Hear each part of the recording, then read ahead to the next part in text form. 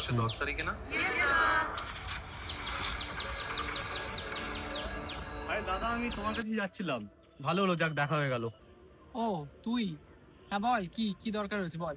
আরে দাদা, আমার তো উচ্চ মাধ্যমিক শেষ হলো। এবার সায়েন্স নিয়ে পড়ছিলাম। এরপরে কি নিয়ে পড়বো কি করবো কিছু বুঝতে পারছি না, তাই তোমার সঙ্গে একটু দেখা করার দরকার ছিল। উচ্চ মাধ্যমিক শেষ হলো? বাহ, সে তো ভালো কথা। তাহলে তোর ভোট দেওয়ার বয়স হয়ে গেছে। তাহলে এবার কাকে ভোট দিচ্ছিস বল। ধুর, ওসব ভোট ফোট বাদ দাও, আমার পলিটিক্স একদম ভালো লাগে না। তুমি বলো আমি ডাক্তার হবো না ইঞ্জিনিয়ার হবো, কি নিয়ে পড়বো কিছু বুঝতে পারছি না। ভাই, ডাক্তার হওয়াটা তো একটু চাপের ভাই। পশ্চিমবঙ্গে দেখলি তো আরজি করে কি হলো। হ্যাঁ, সেটা তো ঠিক আছে, কিন্তু সেটা তো মেয়েদের জন্য সমস্যা না। আমি তো ছেলে, আমার কি সমস্যা হতো? হ্যাঁ, সেটা ঠিক, কিন্তু তুই একটা জিনিস কি ফলো করেছিলিস যে একটা নিরপরাধ ছেলের উপরে কেন দোষটা চাপিয়ে দেওয়া হলো? তুইও তো একটা ছেলে, তুই তোর উপর এরকম দোষ চাপিয়ে দেওয়া। আরে হ্যাঁ, সেটাও ঠিক। তাহলে ডাক্তারি বাদ দাও, ইঞ্জিনিয়ারিংটাই ছেড়ে নি। চাকরিটা গ্যারেন্টেড। চাকরি গ্যারেন্টেড নাকি? পশ্চিমবঙ্গ থেকে লাস্ট কিছু বছরে না 6,000-এরও বেশি কোম্পানি চলে গেছে। তোর মনে হয় তা সত্ত্বেও তুই চাকরি গ্যারেন্টেড পেয়ে যাবি? সেই ডেস্টিনেশন একটাই, ব্যাঙ্গালোর। আর তুই তো তোর বাবা মায়ের একমাত্র ছেলে।